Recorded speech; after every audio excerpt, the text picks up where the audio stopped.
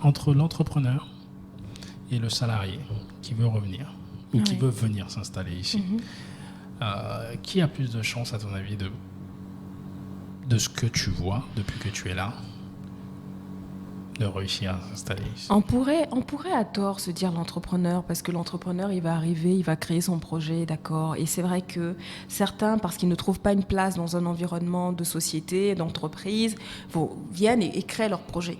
Mais si le terrain est fertile, l'entrepreneur, il repart, parce qu'à un moment, le projet aussi, il ne prend pas.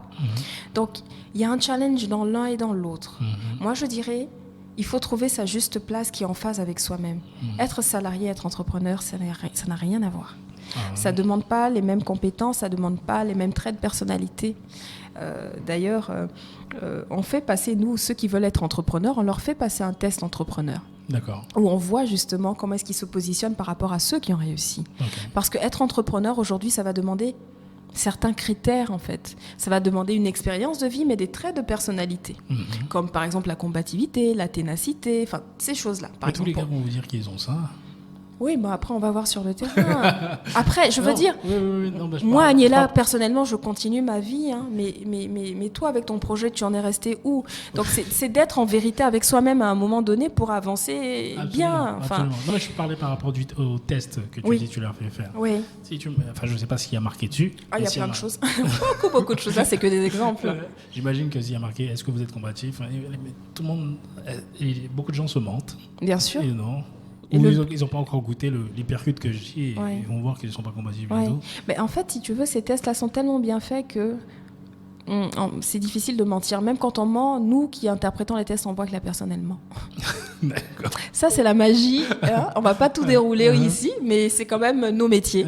Et on le voit. On le voit. On le voit. Et c'est notre travail aussi de dire, bon, attention, parce qu'après, c'est vous avec votre projet. Hein. Enfin, bien sûr.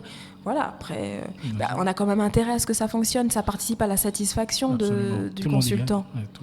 Mais il y a plein de choses qui entrent en compte.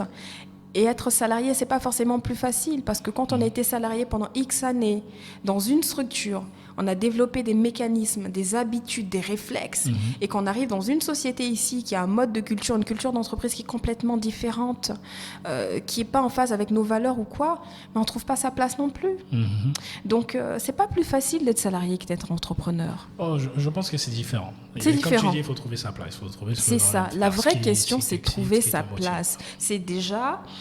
Est-ce que ma personnalité me rend prête aujourd'hui à être entrepreneur ou est-ce que je vais continuer à me développer en étant salarié? Ok, oui, non, ok. Est-ce que ma place, vraiment, pour continuer à me développer en tant qu'être, c'est aller dans ce pays-là, la Côte d'Ivoire, le Gabon, je ne sais quel pays, en Afrique, ou rester en France?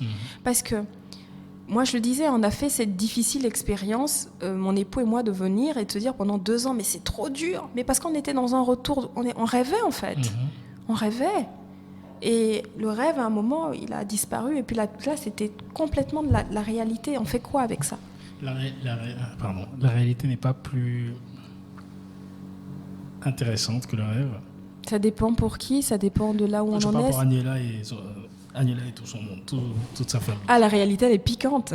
Mais c'est ce qui donne au chemin sa valeur, bien sûr. Aujourd'hui... je me sens, et ça va être, j'imagine, j'espère, le cas pour les années à venir, je me sens avoir grandi. En 4 ans, j'ai grandi humainement, j'ai développé, je pense, peut-être des capacités que mon ancien environnement ne me permettait pas de développer. Là-bas, j'avais développé des expertises techniques, une expertise métier, gratitude pour cela. Ici, ça va être plus une intelligence des situations, une intelligence émotionnelle, une intelligence humaine, avancer avec les gens, des personnes qui ne travaillent pas comme toi, qui, tous les jours, tu es dans une espèce de difficulté, là, dans une espèce de sauce piment là, qui pique de partout. Là. Et en fait, ça te challenge, quoi, et ça te pousse dans tes retranchements et ça te met face à toi-même. Absolument. Et ça, c'est juste exceptionnel comme aventure. Je suis un peu plus vulgaire, je dis tous les jours, je gère des merdes. Tous les jours. Et tu n'as pas toujours... Tous les jours, c'est différent. Ouais. C'est incroyable. Mais bon, je vais surfer sur... ce que tu veux devenir, en tout cas Agnella et Agiloya, d'ici 4-5 ans. C'est quoi ta vision des choses? Que ce soit professionnellement, financièrement, personnellement, où on en est dans 4-5 ans? Alors, Agiloya, dans 4-5 ans, on est dans le monde. Allez, rêvons grand. Ça a commencé petit à petit via des ambassadeurs qui sont ça et là, sur les 3 continents déjà. Donc, si la magie et ce que j'espère se perpétue, c'est d'avoir de nouveaux ambassadeurs qui adhèrent à cette vision-là de l'agilité, de valeurs humaines, de ramener plus de pratiques humaines dans nos mondes, dans notre monde, dans nos écosystèmes, dans nos environnements, et de se dire on peut rester humain dans l'authenticité de la vérité de ce qu'on est et faire du business. C'est tout à fait compatible. Absolument. Moi, j'en suis convaincue. J'en suis convaincue aussi. Mais ce qui était difficile, c'est que finalement, sur 100, très peu incarnent cela. Et c'est ce qui rend la tâche un peu particulière, on va dire, un peu complexe. Donc, c'est un projet de foi. Donc, d'ici 4-5 ans, je dirais des nouveaux ambassadeurs, encore plus d'ambassadeurs, qui accompagnent ce projet en vérité, parce que c'est simplement ce qu'on leur demande. Et puis, écoute, moi, dans tout ça, continuer à me développer, à m'enrichir, hein, parce que c'est ça la vie, en fait. Elle est expérience, elle est vécue, et la connaissance est du vécu.